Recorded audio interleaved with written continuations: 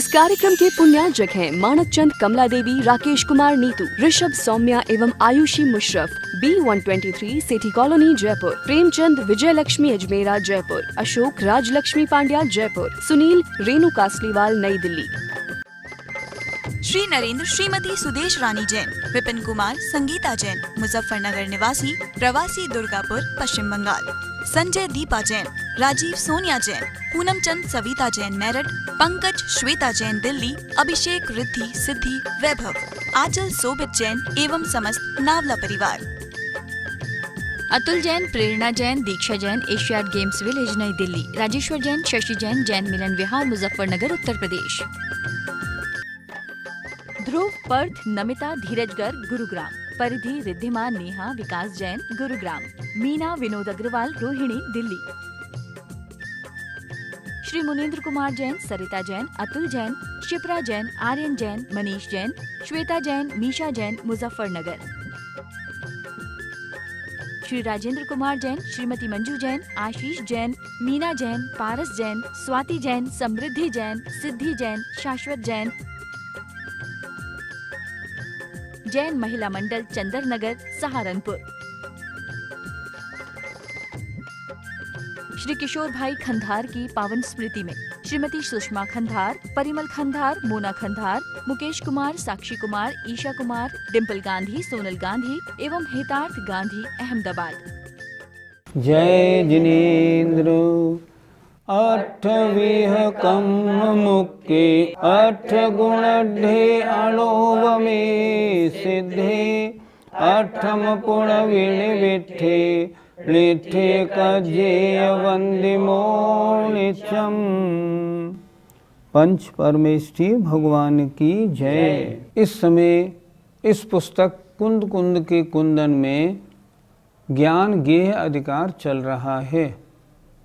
पिछली ज्ञानशाला में ये बताया था आत्मा ज्ञान के बराबर है और ज्ञान ज्ञेय के बराबर है। ज्ञेय जानने योग्य क्या है? सारा लोक और अलोक, इसलिए ज्ञान की अपेक्षा आत्मा सर्वगत है। और ये भी बताया था जो स्वाध्याय करके अपनी आत्मा को नहीं जानते उनका ज्ञान फिर फ्रूटफुल या सार्थक नहीं हुआ।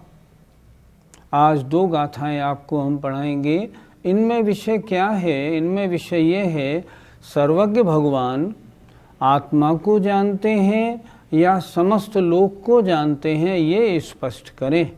आइए पहली गाथा देखते हैं। अपस्वरूपं पेच्छदि लोया लोयं न केवली भगवं जय कोई भणैवं तस्य किं दूषणं होई। अपस्वरूपम आत्मा के स्वरूप को, पेच्छदि देखते हैं। कौन? केवली भगवम, केवली भगवान। केवली भगवान आत्म स्वरूप को देखते हैं, न लोयालोयम, लोक अलोक को नहीं। जय माने यदि, कोई, एवं माने इस प्रकार, भणई माने कहता है। किसी से पूछा केवली भगवान किसको जानते हैं? उनने कहा आत्मस्वरूप को देखते हैं, जानते हैं, लोकालोक को नहीं। तो कह रहे हैं जय माने यदि कोई, एवं माने इस प्रकार कहता है, तो तस्य, तो उसके लिए, किम दूषणम होई, क्या दूषण होता है। अगर कोई ये कहता है केवली भगवान लोकालोक को नहीं जानते, मात्र आत्मा को जानते हैं, इसमें क्या दूषण होता है? ठीक ही तो है। फिर देखें एक बार गाथा। केवली भगवम आत्मस्वरूप को देखते हैं, लोक अलोक को नहीं। यदि कोई इस प्रकार कहता है तब उसके लिए क्या दूषण होता है, क्या दिक्कत है, क्या गड़बड़ी है, क्या दोष है, ये बात ठीक क्यों नहीं है? पंडित जी, केवली भगवान अपने ज्ञान के द्वारा किसको जानते हैं? जैन धर्म में हर चीज़ का, हर वस्तु का, हर बात का परूपण व्यवहार और निश्चय से होता है। अगर इस तरह नहीं किया जाए तो वह वर्णन अधूरा माना जाता है। कोई मुझसे पूछे आप कौन हैं, मैं पूछूंगा पहले आप ये बताएं व्यवहारने से बताऊं या निश्चयने से? आपने कहा व्यवहारने से, मैं कहूँगा मैं मनुष्य हूँ, पुरुष हूँ, मेरा ये नाम है। निश्चयने से बताइए मैं आत्मा हूँ। दोनों बात ठीक है? हाँ, दोनों बात ठीक है। क्यों? दोनों अलग अलग नय के द्वारा कही गई हैं। उसी प्रकार केवली भगवान केवल ज्ञान के द्वारा आत्मा को जानते हैं या सारे लोकालोक को जानते हैं। अगर ये बात पूछी जाएगी तो हम कहेंगे कि केवली भगवान केवल ज्ञान के द्वारा व्यवहार से लोकालोक सबको जानते हैं, निश्चय से आत्मा को जानते हैं। दोनों बात ठीक है? हाँ, दोनों बात बिल्कुल ठीक है, इनमें कोई भी बात गलत नहीं। इस तरह समझना चाहिए कि केवली भगवान केवल ज्ञान के द्वारा निश्चय से तो आत्मा को जानते हैं और व्यवहारने से समस्त लोकालोक को जानते हैं, ये मान्यता ही ठीक है। पंडित जी, तब जो गाथा में कहा गया है फिर तो वह ठीक नहीं है। बिल्कुल ठीक नहीं है, तभी तो आचार्य ने नीचे की पंक्ति में लिखा हुआ है यदि ऐसा मानता है तो उसमें क्या दूषण होता है? उसमें दूषण है। आपने निश्चय से तो व्याख्या कर दी, लेकिन व्यवहारने की व्याख्या तो नहीं हुई। दोनों नय से अगर निरूपण नहीं है तो तत्व का पूरा निरूपण नहीं होता, अधूरा निरूपण होता। कहना ये था कि केवली भगवान केवल ज्ञान के द्वारा निश्चय से अपने को जानते हैं, व्यवहारने से समस्त लोकालोक को जानते हैं। अगर ऐसा है तो ये भी तो बताइए, फिर सब सारे वस्तुओं को कैसे जानेंगे? सारी वस्तुएं उनके ज्ञान में झलकती हैं, वे अपनी आत्मा को जानते हैं। समस्त द्रव्य अपनी त्रिकालवर्ती समस्त पर्यायों सहित एक साथ आत्मा में झलकने के कारण दृष्टिगोचर होते हैं। इसलिए निश्चय से केवली भगवान आत्मा को जानते हैं, व्यवहारने से सर्वज्ञ को, व्यवहारने से समस्त पदार्थ लोकालोक को जानते हैं। पंडित जी, आत्मज्ञ और सर्वज्ञ इन दोनों में क्या अंतर है?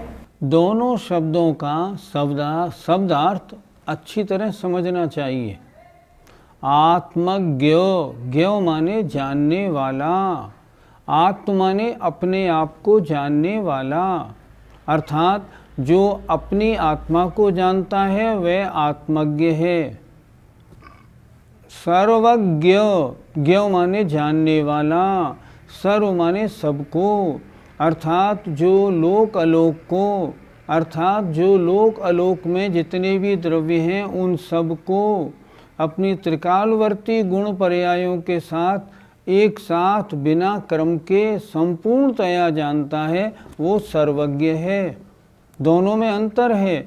आत्मज्ञ जो अपनी आत्मा को जानता है, सर्वज्ञ जो सबको जानता है। पंडित जी, क्या कुछ ऐसा भी है जो सर्वज्ञ भगवान नहीं जानते हो? जो वस्तु है ही नहीं वो ज्ञान का ज्ञेय कैसे बनेगी?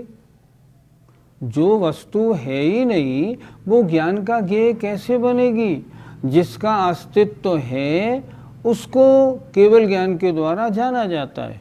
उदाहरण, अगर मैं केवली भगवान से ये पूछूं, भगवान मेरी आत्मा की सबसे पहली पर्याय कौन सी थी, तो केवली भगवान क्या कहेंगे? किसी द्रव्य की पहली पर्याय होती नहीं, और जब पहली पर्याय होती नहीं तो तुम्हारी पहली पर्याय कौन सी थी ये कैसे बताया जाए? अगर केवली भगवान से मैं ये पूछूं, भगवान मेरी अंतिम पर्याय कौन सी होगी, तब केवली भगवान क्या कहेंगे? केवली भगवान ये कहेंगे किसी भी द्रव्य की अंतिम पर्याय होती नहीं, और जो है नहीं, जो ज्ञेय नहीं है, जो जानने में जो वस्तु ही नहीं है तो जानी कैसे जाएगी।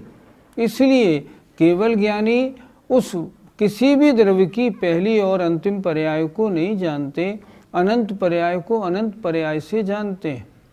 क्यों नहीं जानते? फिर तो ज्ञान अधूरा हो गया। नहीं, ऐसी बात नहीं, इसलिए नहीं जानते, वे हैं ही नहीं। अगर वो ये कह दें, मान लो कि मेरी आत्मा की पहली पर्याय ये थी, मैं प्रश्न करूंगा, भगवान उससे पहले मेरी आत्मा थी या नहीं थी? कि आत्मा थी तो किस पर्याय में थी? फिर कैसे बात बनेगी? जितने द्रव्य हैं ये कब से हैं? अनादिकाल से हैं।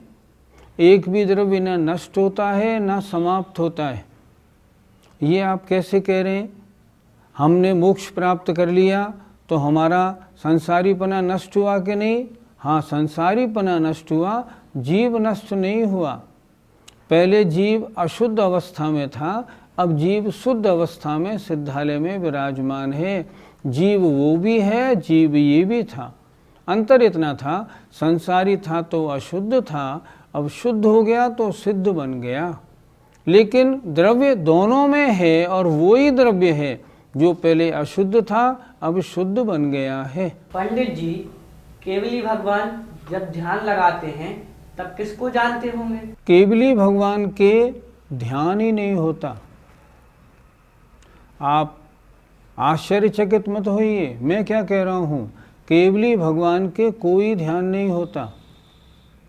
केवल ज्ञान होने से पूर्व 12वें गुणस्थान तक 2 ध्यान थे, पृथक्त्व वितर्क और एकत्व वितर्क शुक्ल ध्यान। अब 13वां गुणस्थान हो गया। भगवान सबब शरण में विराजमान हैं। मान लो आदिनाथ भगवान सबब शरण में कितने काल तक रहे? कितने काल तक दिव्य धुनी खुरी? शंखों बरस तक खिरी। तो उन शंखों बरस तक जब दिव्य धुनी खुरी, तब उस समय उनके कौन सा ध्यान माना जाए? कोई ध्यान नहीं। आचार्य कहते हैं केवली भगवान के ध्यान नहीं होता। अरे ध्यान क्यों नहीं होता? ध्यान इसलिए नहीं होता, उनके ज्ञान में सारा विश्व झलक रहा है। ध्यान की परिभाषा है किसी एक पदार्थ पर अपने चिंतन को स्थिर करना। अब वो उन सारे पदार्थों में से एक पदार्थ पर अपना मन कैसे स्थिर करें? नहीं कर सकते। इसलिए केवली भगवान के ध्यान नहीं होता। अगर वो सब जगह से हटके एक पे आए तो हम पूछेंगे आप यहाँ क्यों आए?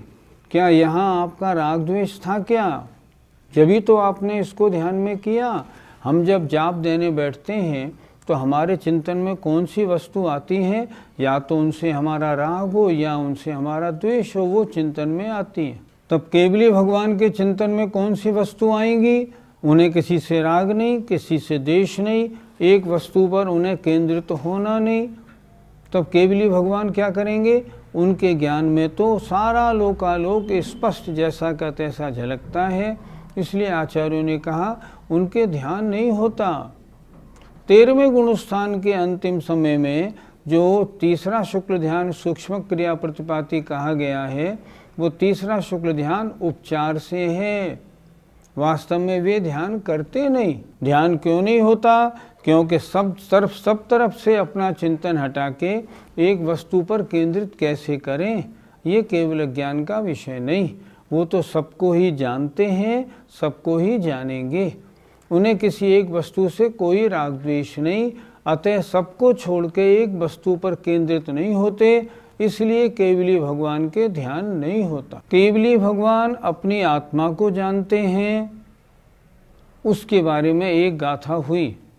अब अगर कोई ये कहता है कि केवली भगवान आत्मा को नहीं जानते, लोकालोक को जानते हैं, उसके बारे में आचार्य कुंद महाराज अगली गाथा लिख रहे हैं। देखिए गाथा नंबर 47। लोया लोयम जानई अपाणम लेव केवली भगवम जय कोई भणई एवं तस्य किम दूषणम होई। अब सर्वज्ञता की बात। लोय अलोयम जानई, लोक और अलोक को जानते हैं। कौन? केवली भगवम, केवली भगवान। नेव नहीं जानते अपाणम आत्मा को, अर्थात केवली भगवान लोक अलोक को जानते हैं, आत्मा को नहीं जानते। आत्मा को जानना आत्मज्ञपना, सबको जानना सर्वज्ञपना। पहली गाथा में अगर कोई ये माने कि केवली भगवान मात्र आत्मज्ञ हैं, गलत। अगर कोई ये माने केवली भगवान मात्र सर्वज्ञ हैं, वो भी गलत। यदि कोई इस प्रकार कहता है तो उसके लिए क्या दूषण होता है? तब इसमें क्या गलती है? उसका कहना गलत थोड़ी, सही तो कह रहा है। फिर एक बार देखें, लोक और अलोक को जानते हैं केवली भगवान, नेव अपाणम, केवल आत्मा को जाने ऐसा नहीं, लोक अलोक को जानते हैं, आत्मा को नहीं जानते।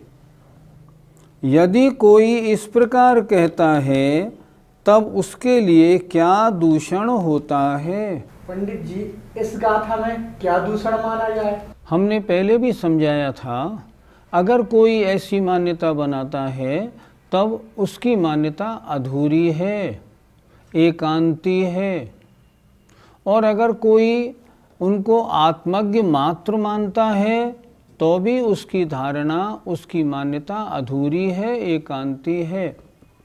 वस्तु में अनेक धर्म पाए जाते हैं, तो उस एक अपेक्षा से एक धर्म का वर्णन किया जाए वो तो ठीक है, लेकिन अगर ये द्रव्य, ये वस्तु ऐसी ही है ऐसा कहा जाए तो वो उसमें दूषण हो जाता है।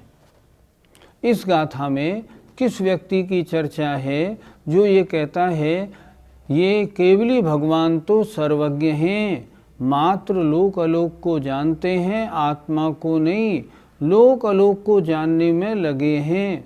अगर कोई ऐसा कहता है दूषण, आपने फिर अधूरी बात कह दी, ये मत कहिए। कैसे बोले? ऐसे बोलो, निश्चय से केवली भगवान आत्मा को जानते हैं और व्यवहार से समस्त लोक और अलोक को जानते हैं। यदि ऐसा कहते हैं आपकी धारणा बिल्कुल ठीक है। पहले ये कह रहा था, पहले ये कहा जा रहा था कि वो आत्मा को जानते हैं, लोक अलोक को नहीं, ये एकांतीपना। अब ये कह रहा है लोक अलोक को जानते हैं, आत्मा नहीं, ये भी एकांतीपना। ज्ञान का काम तो जानना है, और पहले ही हमने गाथा पिछली ज्ञानशाला में हुई थी, ज्ञान हर ज्ञेय को जानेगा।